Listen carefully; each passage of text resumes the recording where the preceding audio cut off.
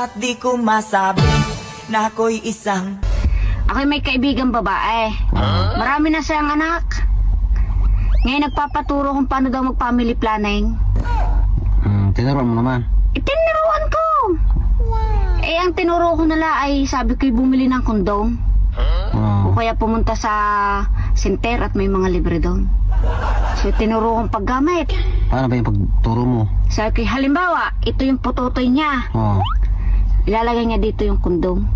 Ilalagay niya dito. Kasi di alam nung lalaki. Oo, hindi marunong Lalagay dito. Aba, nung makalipas ang isang buwan, bumalik sa akin ay galit na galit. Bakit daw? Aba, ay buntis daw nagamit nga ng kondom. Paano mabuntis yun? Ay tinanong ko kung paano ginamit yung kondom. Ay sinunod daw naman yung instruction ko. Saan nilagay? Inilagay dito. Tapos habang nakagaling nilagay dito, gumagano siya. Nilagay? Ay buntis talaga ang inabot. Sino si Myla? Wala akong kilalang Myla. Nanaginip ako. May kabit ka. Myla pangalan. Wala akong kilalang Myla. Naku, huwag mo na i-deny kasi ang linaw-linaw sa panaginip ko Kabit mo, Myla, nagtatrabaho doon sa kantin, malapit doon sa car wash. Kaya ka lagi nagpapa-car wash, di ba? Panaginip mo yun Myla yung pangalan. Wala sexy, kilalang maganda, matangkad. Yung sexy, maganda? Oo, yung sexy, maganda, matangkad. Si Laila yun. Ayaw, di ba? Si Laila yun.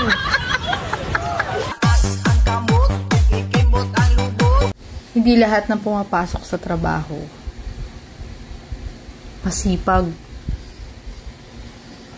Yung iba, kaya alam masipag sila magtrabaho, pumasok sa trabaho kasi may kabit.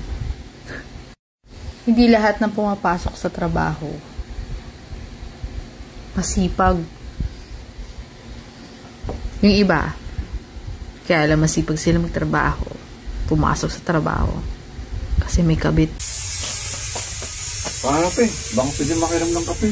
Ano, wala ng kape? Ubus na. Ano kaya itong iniinom mo ito? Wala tubig yan.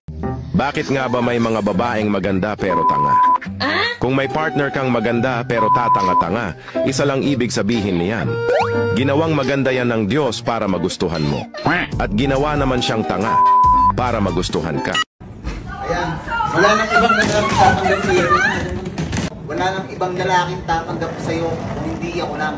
Tandaan mo yan. Miss, pinalayas ka? Halika, saan ka nang tumira? Miss, tulungan na siya.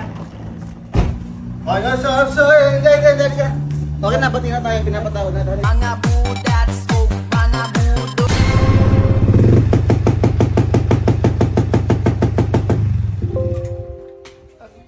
Ano pa naman yung motor mo, Kenji? Ang ingay-ingay! Hindi ka pa nagsasawa sa maingay! Kung nagsasawa lang ako sa maingay, di sana matagal na kitang iniwan.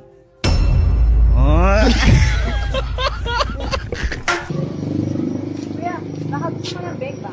Magkano naman? Kahit pang kapilang. Ang kape lang? Sure ka? Aba. Ito kuya. Grocery ka ba? Galing ko sa grocery. Papararas ko ngayon sa'yo ang tirang preso. Uy, Sawa, ano ba yan? Kanina ko pa inuutos sa'yo yan. Ngayon mo lang ginagawa. Sabi ko, salansan mo na yung mga hangir Anong oras na gagabihin na naman tayo ng uwi? Di pa ako kumakain. Diyos ko, araw-araw nagkakita tayo. Ang bunga nga mo, di naglupay. Uy, ma'am, pasang ka? Doon lang kuya sa kanto. Sakay ka na sa akin, ma'am. 250 lang. Para di ka na maglakad na malayo. Ayoko kuya, ang mahal-mahal mo naman maningil. Maglalakad na lang ako. 150 na lang, ate. Ayoko kuya. 100 na lang, ate. Mahal-mahal kuya. Sayang. Pakis na lang sa anong Sige kuya, ilang kiss ba? O sige, payag ka kapag na-shoot to, makikipag-iwalay na ako sa'yo. Payag ka, mag-iwalay na tayo kapag na-shoot to. Sige! Sige, payag ka ha. Akala mo i-shoot ko? Akala mo gagawin kong i-shoot dyan para mag-iwalay tayo? Malamang hindi. Hindi ko yung gagawin. Alis ka na! Alis ka na! Ano nangyari yun? Mga nahuli ito mga kalambat sa pag-ilaw. Inatanggalan ko ng ipet. Lutuin ko ito lahat. Apat na piraso ng mga ipet nyo. O, Foreman, hindi ka na naman papasok? Paano ka papasok? Si engineer sa si ano doon, architect, nagbimbangan. Oy, Kambal. May tanong ulit ako sa inyo. Are, siguro itatama na kayo. Pag kayo naliligo, ano una yung binabasa? What? Pang iyo, ang iyo. Kamay. Kamay. Mali. Bakit? Basta mali. Alin mo? Nasa comment section ng tamang sagot. Swerte talaga yung mapapangasawa ko. Kasi okay lang ako sa pagkain na itlog sa umaga, itlog sa tanghali, at siya naman sa gabi. Di ko masabi na ako'y isang... Uy, Han, di ba kilala mo yung anak ni Aling Nena? Oo. Si Atong? Alam mo ba, 3 araw na nawawala. Talaga? Saan daw pumunta? Pangit ko talaga kausap eh. Ayos din itong ginawa niyang laksagito. Oh. Ganun lang kasimple mga kabakal. Taba ng utak. Galing. And guys, for today's video, ito po yung ating luto ngayon. Ano? Ito yung ating unting handa-handa. Inday-inday na tuto-tuto. Yun, ito po yung tawag sa amin sa Ilonggo. Ligay nun ay inday-inday. Kuya, ano ang pinakamatalas na parte ng katawan ng tao? What? Aba? Ay ano? Ay tumbong. Bakit? Ay kayang putulin ng tae eh. Hinagayot ang tayo, ano? Ano ba kasi to? Ang to aking gamit mo. Bad trip ako, huwag kang makisabay. Baka ikaw yung mapagbuntukan. Malis ka dyan. Kaya alam ko kung bad trip ka. Akin na yan. Di ka alis? Ito mga idol sa mga walang ulam dyan. Magpunta na kayo dito sa bahay ngayon mga idol. 130 na lang ang kilo nito. Corridas na yun mga idol. Hindi na talaga magmamahay yan. Napakadami na. Masarap at presko pa. Magandang pamamaraan din to mga idol pag nagdugtong ka sa kahoy na ganitong malapad. Ano yata to? 3 by 1/2. Ayan o. Oh, diba? Kakatingan mo yan mga idol. Tapos isalpak mo na lang. Tapos pwede mong pakuan yung may puwitan o screw. Okay na yan. Oh, nakasamba ko na naman ang mukha mo. Parang pinagsaklubad ng langit at lupa. Ano ba ang problema mo? Kasi nga naiinis ako. Tuwing katapusan, ang daming bayarin. Tapos, yung mga bayarin, wala namang katapusan. Ayaw, di ma! Tagna, kitsa ko. Tagna. Kanang, gusto kong butilap. Hulbot, tilap. Sige. Kanang, permina ka turbo. Kitsa ni. Ikaw lagi ni kumpare ba? Uy, Kaplodi! Kilay, anong gusto mong kainin? Anong klaseng bato kaya itong mga GB, no? Ginawa nilang baso, oh. Tingnan nyo, napakaganda tingnan, no? Jet 2 holiday na Indian accent naman. Teka, magpa-practice muna ako. Riyabu Seiru, Telemari Rivali.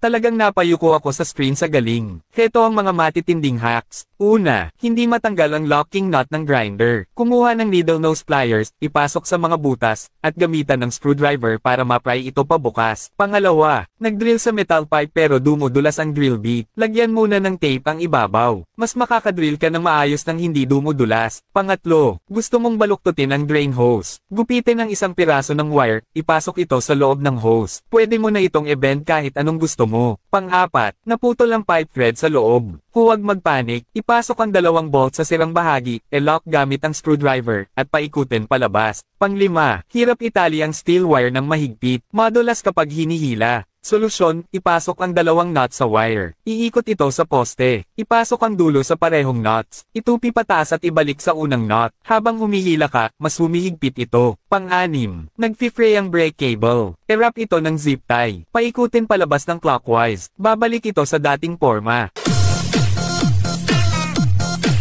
Hey, good night. Mahal na mahal kita. Bukas pagising mo may breakfast ka na nakahanda na. Akong bahala bukas. Huwag kang kikilos. At kung gusto mo, nagugutom ka ba ngayon? Bibili ako, mag-grabo tayo, mag-order tayo. O kung may mga order ka pa pala dyan na hindi mo pa na-check out, wala kang pambayad, ako na magsasagot nun. Bibili ko na yun sa'yo lahat ha. Mahal na mahal kita. I love you. Hindi ka alis ha? Huh? Hindi ka lalabas. Ano, niyayaya ka na ng mga tropa mo? This oras ng gabi. Anong tingin niyo sa sarili niyo, aswang? Ha? Ayos din yung mga tropa mo magyaya no? This oras ng gabi. Bakit? Anong gagawin niyo sa labas? Mag-a-addict kayo, ha? Ha? Bakit? Madaling araw? Aalis ka? Ha? Tigil-tigilan mo, tigil-tigilan mo. Alam ko rin mga ganyan galawan mo. Para-pares kayo kupan ng mga barkada mo. Niyayaya ka na naman. Mga kapising oh! Ating sampa na. Yan. Thank you Lord. Kaisa rin. May ganito kalaki. Yan. Sige. Abang-abang lang maya pag pagpasok. Kuya, Paranaque nga po, dalawa. Dalawa kayo, ma'am? Dalawa kami Paranaque. Joke lang, kuya. Nag-isa pa kayo naman na pera, ma'am? Magkano ho? 129 po. 129. Mahal naman ng dito, Paranaque dito, kuya. Solid naman, ma'am. Ay, solid. Wala pa 30 minutes, santo na kayo. Ang cellphone, may cut lang ka global cellphone ko. Ano kasi password dito? Pangalan ng kabit mo.